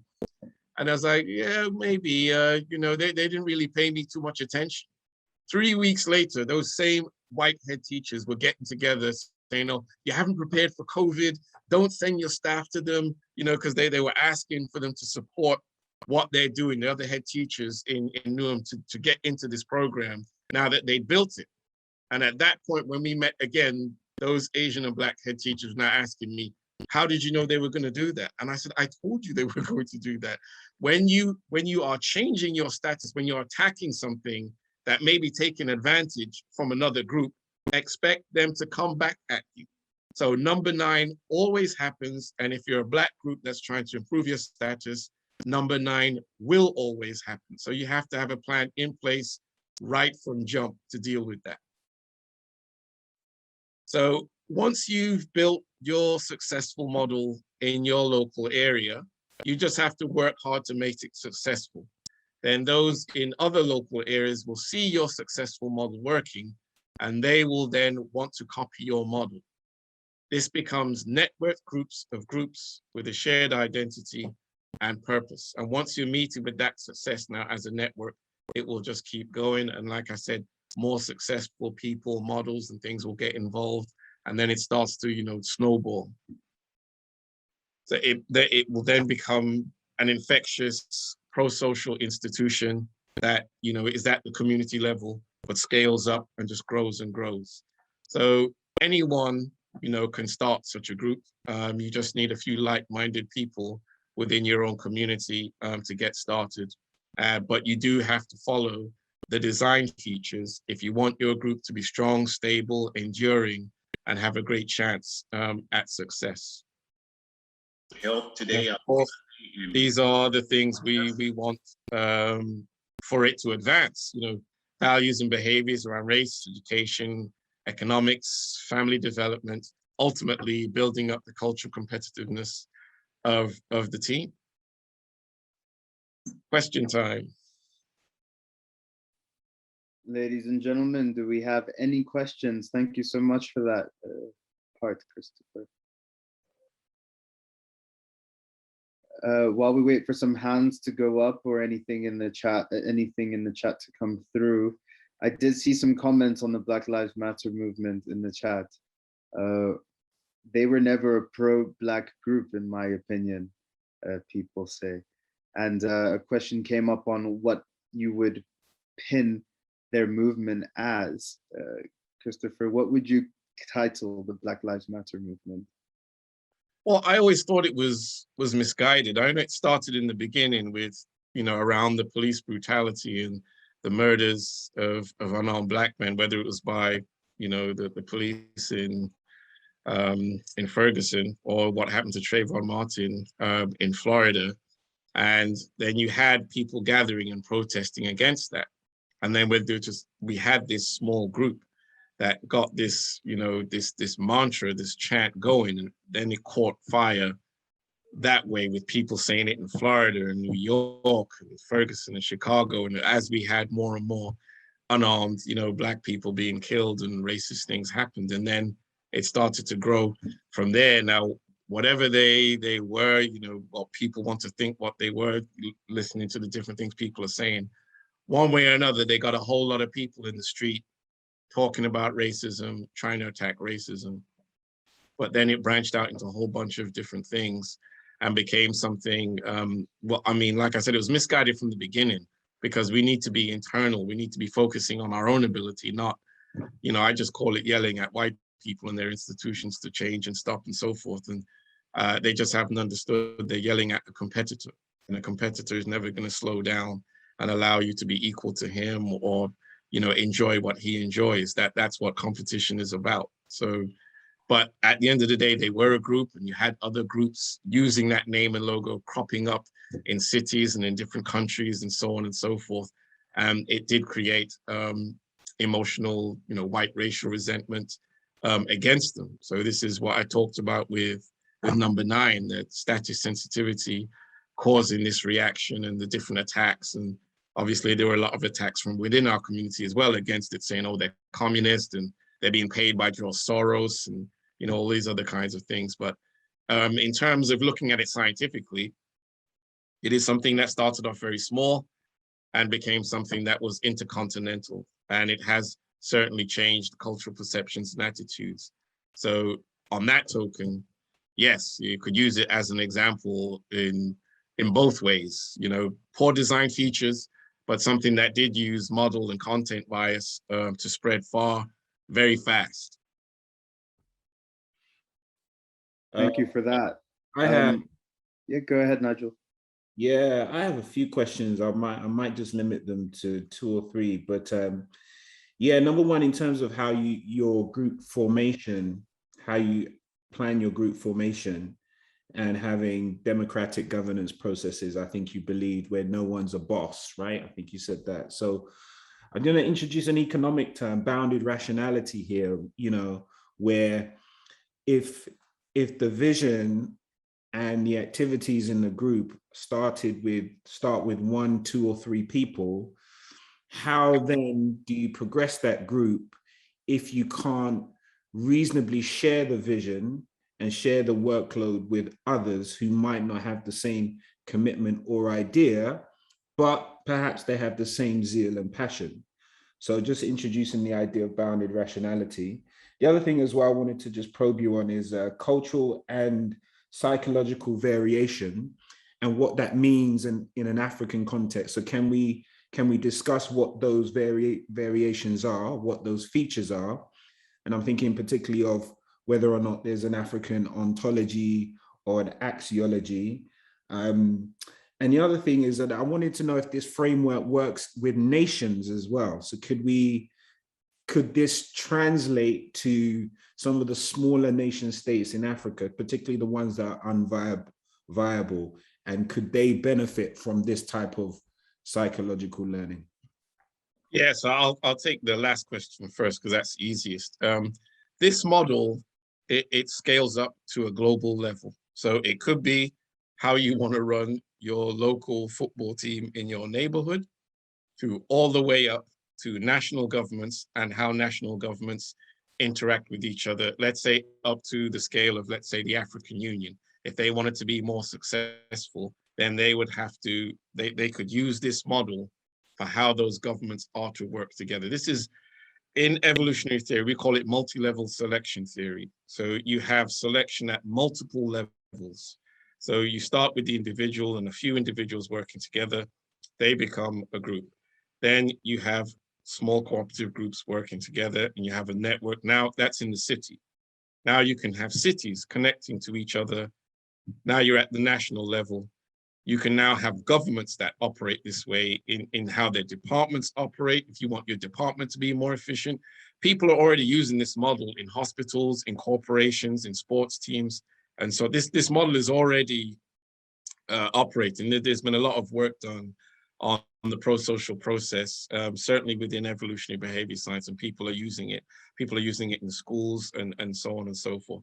So, but this model, yes, it does scale up to the level of national governments and so forth. So moving from that question, then you were talking about psychological variation and how this is, produced from culture. So there's massive applications with regard to this science for what's going on in Africa. I think 2 weeks ago we said, look, I did put a section about this in the book, but the truth is this needs to be another book, and I'd have to do a lot more research specifically into, African cultural practices, their social norms and so on. There is no more, but you can generally say certain things about it. So this is why I use the example of Imihigo in Rwanda, and they're also doing this in Botswana, and in Rwanda, they've taken some other practices now, starting to take these indigenous institutions and turning them into formal institutions. Because the big problem, or one of the big problems in Africa, is the adoption of these European institutions on top of African psychology. And I know sometimes people don't understand what is meant by psychological variation. So it's that step that's missing in between what people do understand. People understand there's different cultures, and you go to the Congo, you go to Japan, you go to Brazil, you're going to see people behaving differently. You're going to see people perceiving maybe the same thing people would perceive in England, but they'll perceive it differently. And those differences in perception will then produce differences in behavior. So your behavior comes from your psychology, but where does your psychology come from as a group? That comes from your culture. So you have, like, say, this cultural psychology that develops. So between individuals, you get differences in behavior, we all understand that, but you also will get psychological variation between populations because their culture is different, their cultural histories are different, they have these very different social norms and practices.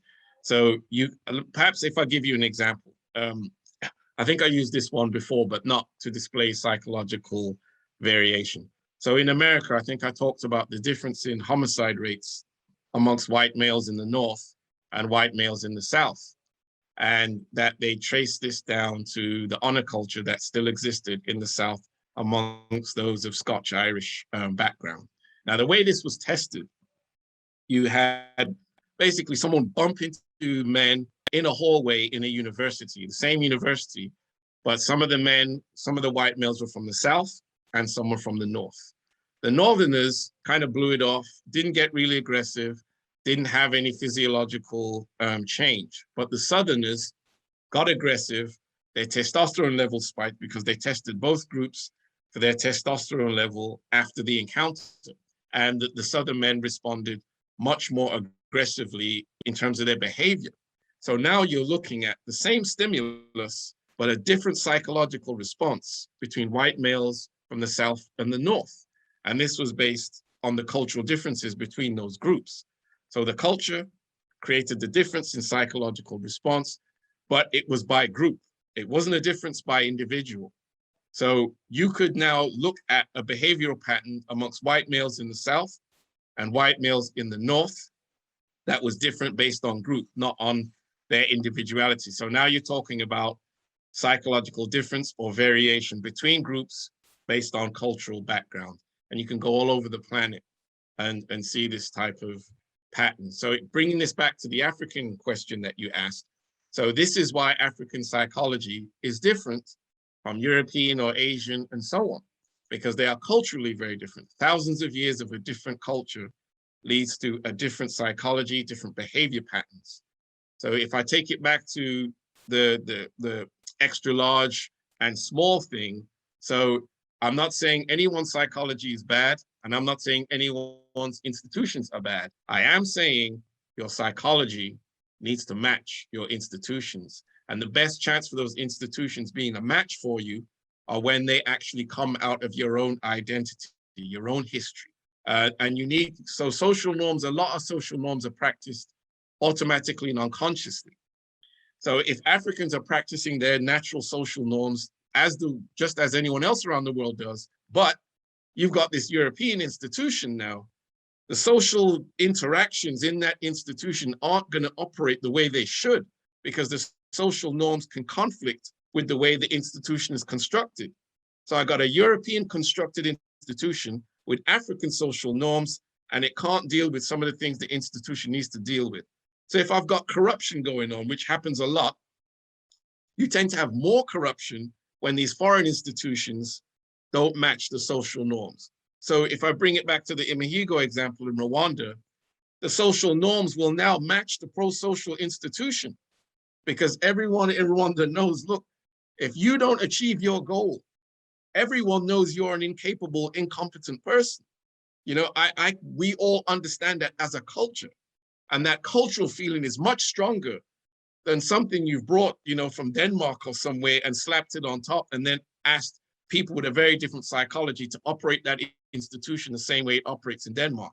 It's just an evolutionary mismatch. Right, right. Thank you guys very much for that. Do we all understand that? Because I know it can be a difficult concept sometimes. Nigel? I understand it really well. And I do want you to get to my other question, but I'm so conscious of time. We've only got 8 minutes left. I can't Yeah. Okay. Well, this section's small. Yeah, sorry about that. This section is really small though, so I can rush through it. Yeah, and I'll talk to you about that offline. Okay. All right, thanks. Again, really brilliant questions, because these are really deep problems, and the solutions are complex. You know, it's hard to do, but like I said earlier, we have no choice, because we are already being engineered the wrong way. Even your last question, these things going on in Africa, we have to have our institutions operate more effectively and efficiently. And to do that, we've got to transition over to African institutions and get rid of the European stuff. Freddie, I'm going to give you a one-liner, and I'm going to ask Chris to incorporate your answer into part 4. Okay, I'll try. All right. You're very generous, Nigel. No problem. I just in response to, because there's a lot in that section, there's a lot to think about, but I think that the thought that came to me was the conflict between sense of traditional collectivism, you know, the sense of the fact that it's, you know, we as a community need to work together, but also that conflicts or sometimes with the need to assimilate and get ahead, and the fact that the members of our community who maybe are well-resourced, educated in both culturally and academically are often torn between the need of the collective and self. And I just wonder whether, because of that, there needs to be organizations on top, and I'm thinking about something like the Jewish Council, that are energized and almost like the cheerleaders to keep that focus at a collective group level. And I think we might be missing that, because there's no one forum that speaks for the group of African peoples, let's call them that, within the UK, say, when something like the COVID outbreak hits us the most. There's no one person that speaks for us. We have these disparate MPs that aren't really speaking to people on the ground. I just wonder whether Chris had any thoughts on that. Yeah, if I'm hearing, you know, what you're saying correct, I mean, I don't have any faith in the MPs and stuff like that. This model, at least from my approach to it, it's not going to have anything to do with people who have other masters to serve. So we can't deal with, you know, these MPs and these people who are part of these formal institutions here, because they have to obey a different master. So, and this would cause a problem with our ability to self-govern as well, because we're not going to have any MPs come in and say this or do that. And I know some people may, let's say, want grants or contributions or financial, gifts and things from certain groups. But then when you take the money, they may want to tell you what to do. So we're not going to be taking any money from any of those kinds of people. We have to be independent of all of that, because you can't interfere with the aspect of governing. Does that deal with what you were asking, Freddie? Can I chime in on what Freddie said? Because I do Sure. think it's an amazing question, because most of these groups have what they call supernatural organizations. So they're overarching to speak on the group, if anything. So if you think of like the Council of Muslim Relations, for example, yeah, and they're aggregated of all the community leaders, and they basically hold the network of people who speak for that group. And he's completely right. We're missing that in this country. So I think we need to build that so we're not splintered, and we don't actually fall foul of, I think it was point number 9 when we come under attack. We've got an overarching body that helps to protect and defend all the smaller pieces of the network. Right. You do have to have that. The network has to work together. This, I think, appeals to the polycentric governance model, which again, there's, there is a lot more information behind this, but we're trying to pack this all in, to one session, but it's actually really detailed. But there is a form of governing that will deal with that.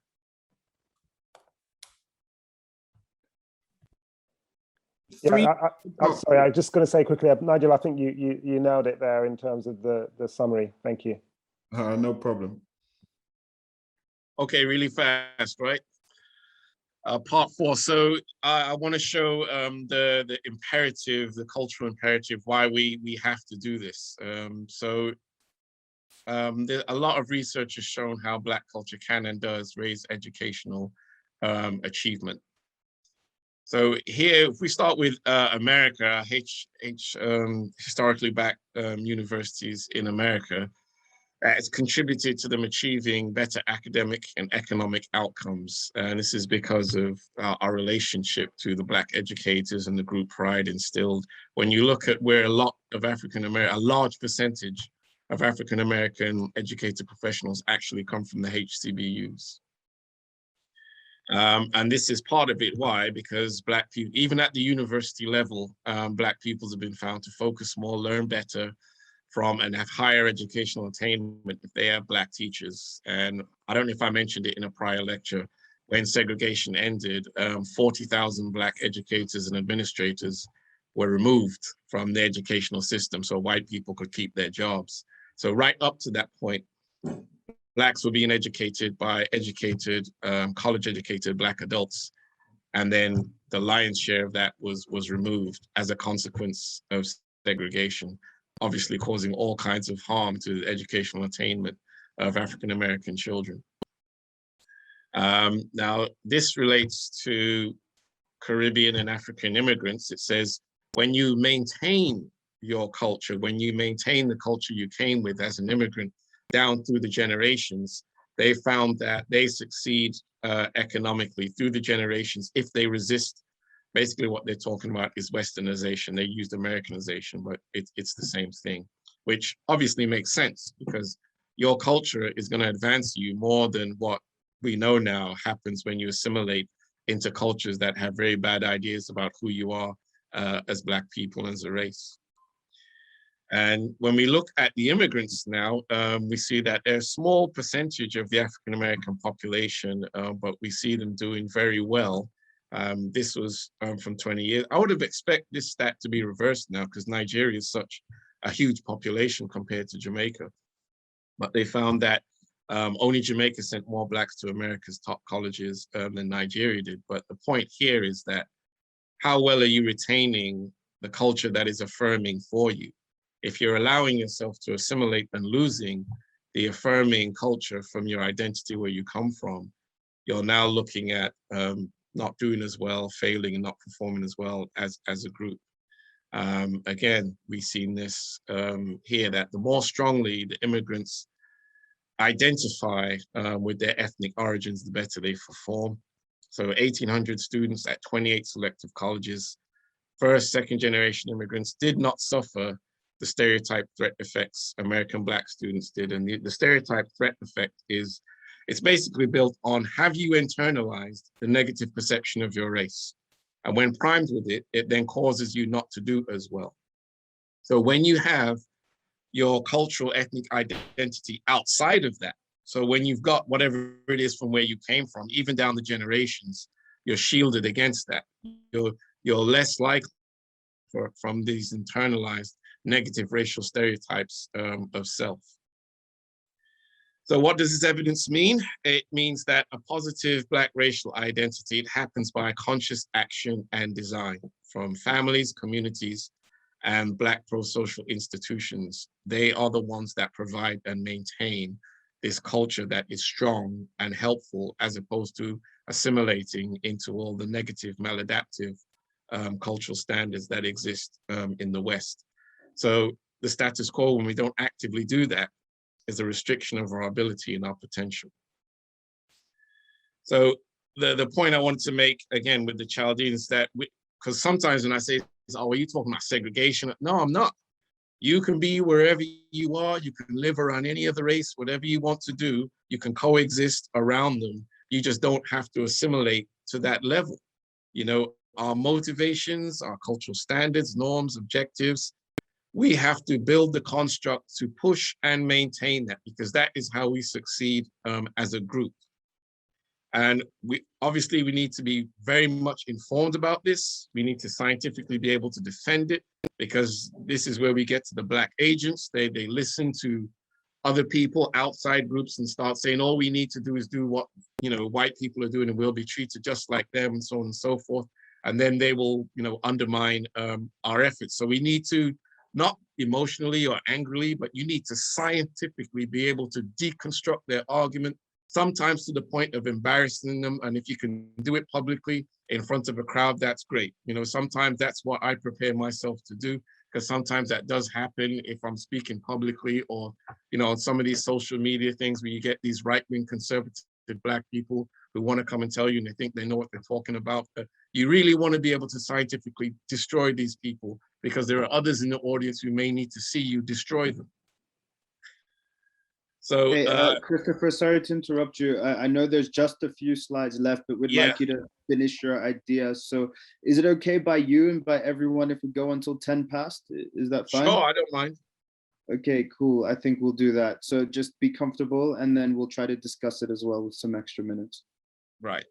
Thanks. So fighting for acceptance, to be treated like them, assimilating.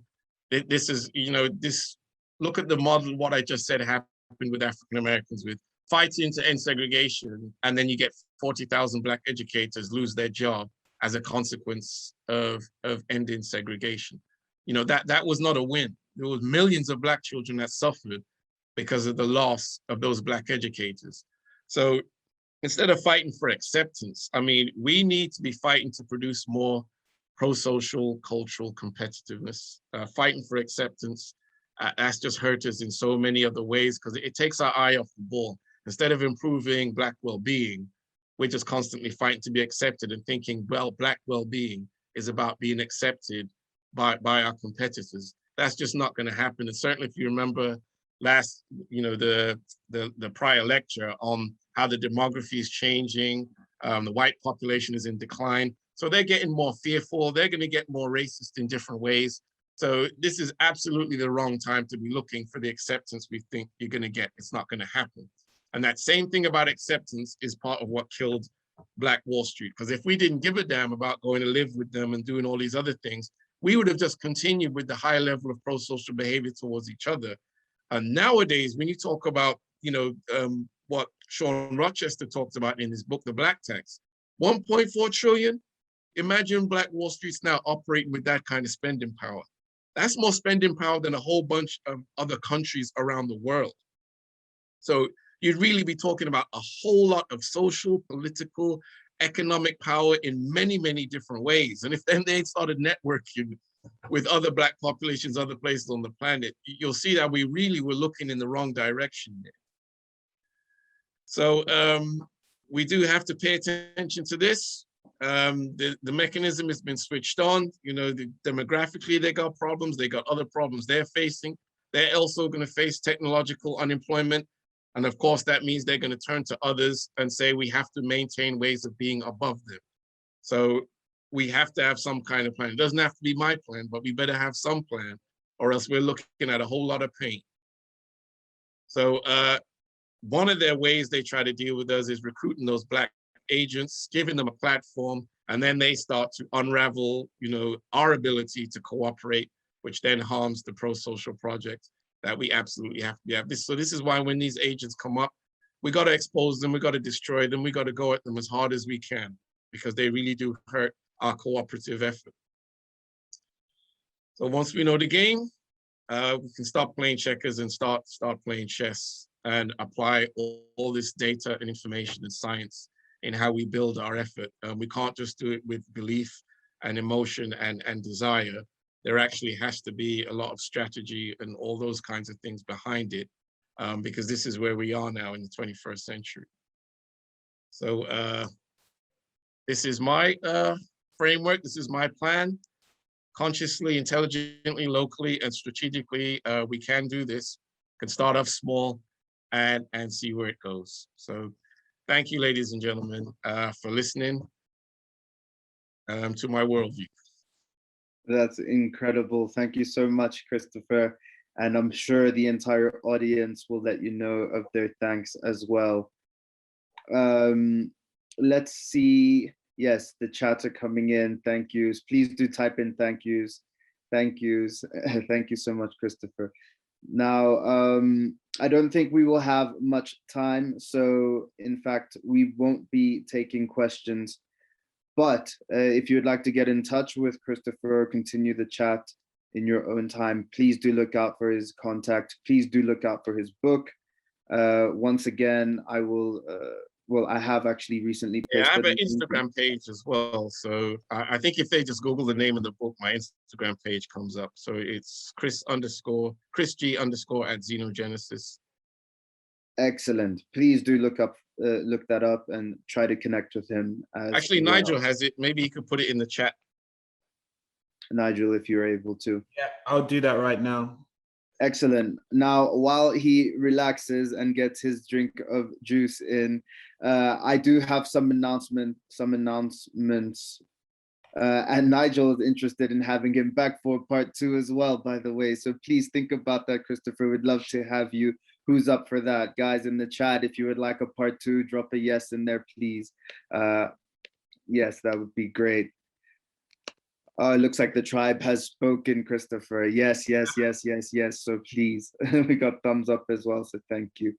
Now, for everybody who's still here, guys, I do have some announcements. We've got some great events coming up on Saturday and Sunday. We have the African Business Conference. That's 2 days of killer speakers, panels ranging from investment in the continent to innovation and what it looks like for diasporic Africans. So there's a lot in there, a lot of good content. Do take your time to read up and figure it out if it's for you. And on Wednesday next week, I believe that's the 25th, we've got the Pan-African Pantheon lecture series continues that Wednesday and the following Wednesday on September 5th. So do check that out. And then in September, starting on the 15th, every week we are going to have installments of a 4-part series titled The Truth About Corruption, Arrested Development. So we've got specialist researchers, policymakers from the African continent, Institute of Economic Justice in South Africa, Transparency International, and the Tax Justice Network coming to the center to share their take on corruption on the ground. So it's going to be very hands-on, very interesting. Do look out for that as well. So that would be it from an administrative point of view. Christopher, do you have any last words or goodbye to end your series? No, just thank you so much for coming. There's a lot more in the book, and I'm continuing to develop the model in terms of addressing our issues. I want to keep working with people in the community. I'll be doing, I've already been asked to talk at a few more places, and I know me and Nigel are going to talk some more, but I would say I want us to take it, beyond talking. We can do things in the community, and everyone has that ability. Like I said, if you just start really local, really small, what can you do? Because this is how I got started when, a couple of my students who I taught years later, they were murdered, in knife crime incidents. And that got me going to just say, what can I do? What little bit can I do? And that's how I got started, so my message would be just think about what you can do and then, get started.